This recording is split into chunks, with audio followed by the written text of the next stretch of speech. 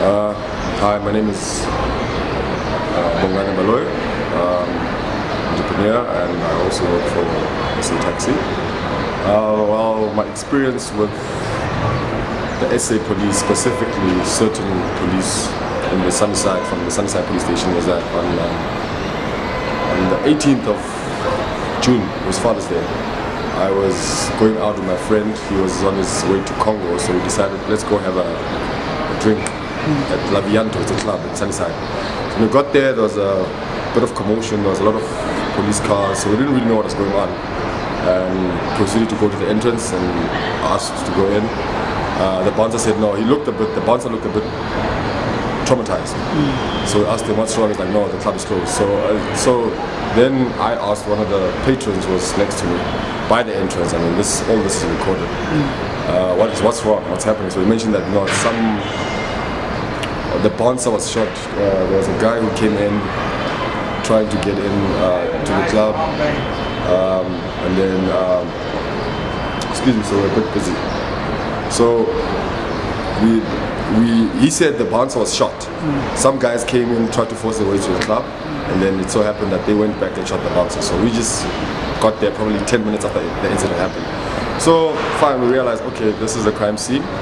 Well, there's no cordoning off of the scene, first mistake. And then there was, as I left and I turned around, you could hear those people screaming, making noise and swearing at people. So I looked back and I saw a couple of guys, they're not wearing any uniform. So as we were walking, I got a hit on my back. So I turned around and I grabbed them, baited, and I asked, why are you hitting me? And just that was my offense. And the guy's like, no, you're full of shit, literally. And I must say it, but that's how he said it. He said it in vernac. And all of them ganged around me, grabbed me, and threw me in the van. So luckily my friend was not arrested because he just moved back. I gave him my car keys through the fence of the van, the police van.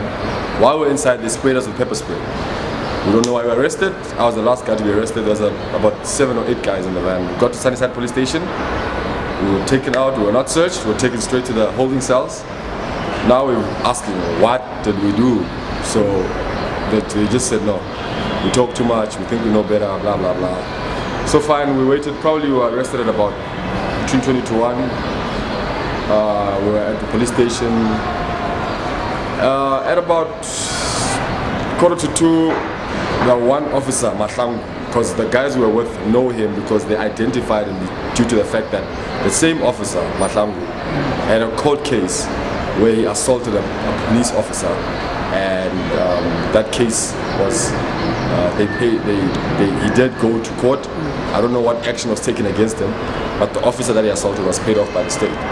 So once they mentioned that they know him and so forth, we started arguing with them and making noise because, first of all, under what section are we arrested? What did we do wrong? We were not read our rights, we were not searched, nothing was done in terms of the procedure and if you're detaining a person, they must know what it is that they did wrong. So from then on, we were literally making noise as to why did you arrest us, and then he's like, he's going to teach us, all of us, a lesson. So then they took the first guy, his name is Vela. They took him out, they assaulted him in front of everybody. They took him out of the cell, slapped him, and took him to a room. Assaulted him, and then they separated him. They didn't bring him back. And they took the second guy.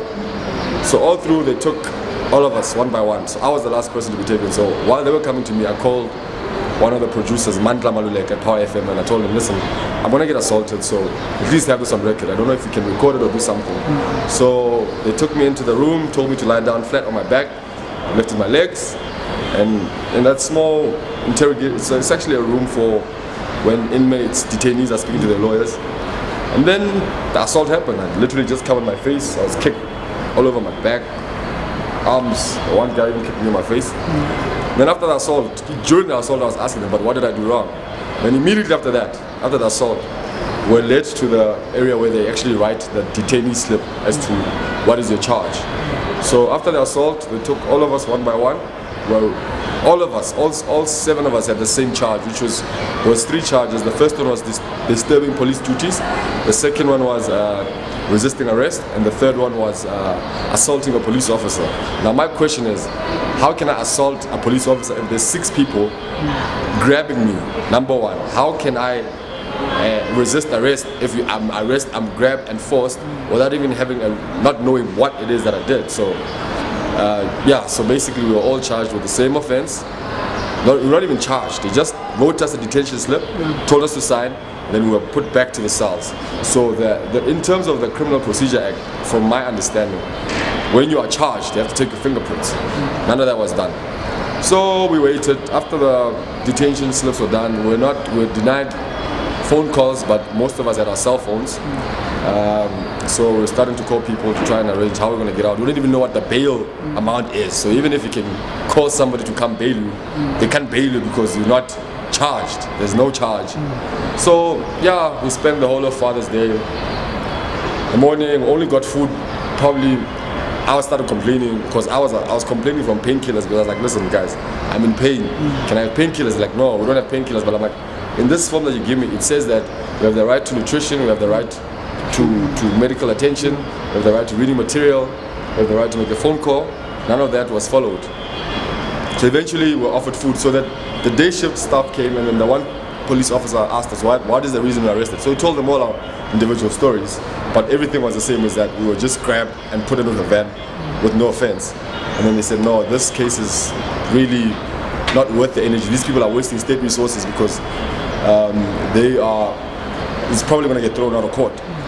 So fine, towards late afternoon at about 4 p.m, this other lady came. Then they officially charged us. They took our fingerprints and so forth, and told us that we're going to appear in court 2 days later, which was on the 20th, if I'm not mistaken. And yeah, after doing the whole charging, taking our fingerprints, giving us our paper to appear, I don't know what's the name of the form, then they released us. We were released on free bail. And then on Tuesday, we appeared in court. The case was thrown out, and then all 5 of us, there's 2 foreigners, but all 5 of us, we laid criminal charges against Sunnyside Police Station, specifically against Mahlangu and others, of assault, detention, unlawful detention, unlawful arrest, assault with intent to do grievous bodily harm. And I think the worst thing is humiliation. But now, one thing that really pains me, besides the humiliation, I've never been that humiliated in my life before, but besides the humiliation, I think it's not even unfair, it's criminal that a person who's supposed to protect has the power to detain you and potentially ruin your life, your career, your business by placing you under arrest for absolutely nothing. That can go to court.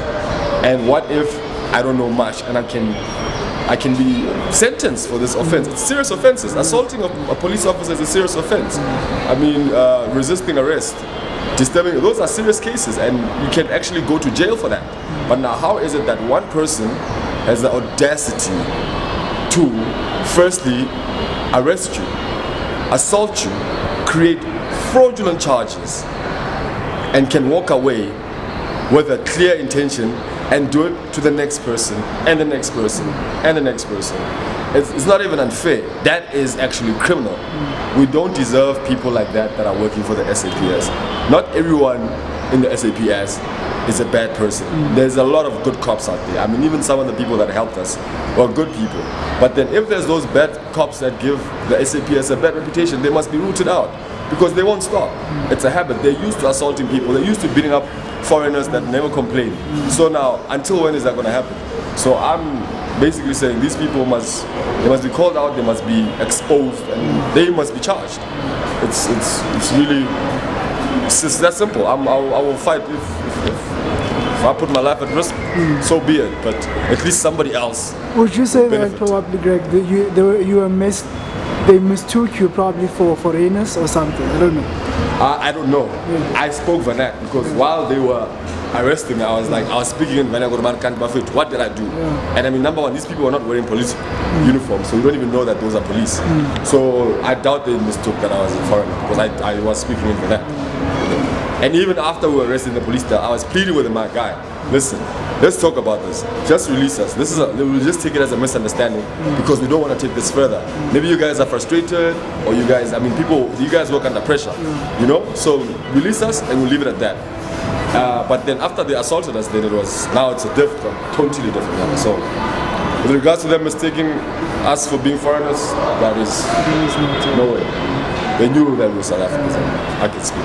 And then on Power FM, Vishnu Naidu called in to the show to assist. Did he probably contact you guys afterwards? No, we're supposed to contact him. However, our attorney told us it's best we don't contact him after. Once we have sorted out our legal obligations with him, then he will contact him on behalf of us in terms of how can he assist. And then the court case, can you just briefly tell us about it?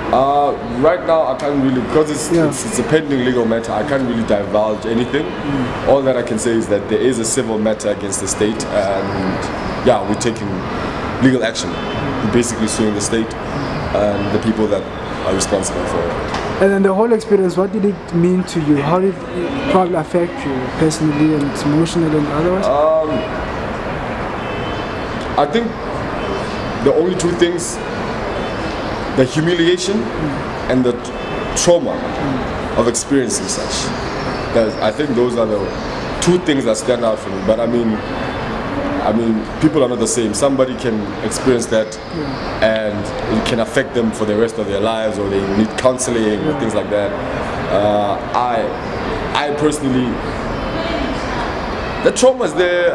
But how are you now? How are you dealing with it? When looking at the SAPS, members of the SAPS? You know, for me, with regards to be level-headed, just because I was assaulted by them, I'm not going to look at all the police with that mind state. But to be quite honest, since the incident, I'm very uncomfortable when I see police, and especially at night. When I drive, I just don't want to see police, because there's that thing at the back of my mind that this could happen to me again. So I'm uneasy, I'm edgy, you know. I wouldn't say I'm scared, but at night the thing is quite fresh. It's quite fresh in my head. So it's a matter of, you know what, you just want to, if they stop you, do the right thing, don't complain. But yeah, I guess. Okay. Yeah. Lastly, Greg, don't you feel probably you might be victimized? Let's say, I don't know, through this, let's say the case. For me, honestly speaking, I do not care whether I'm victimized or not, because at the end of the day, these people need to be shut down. They need to not even lose their jobs. They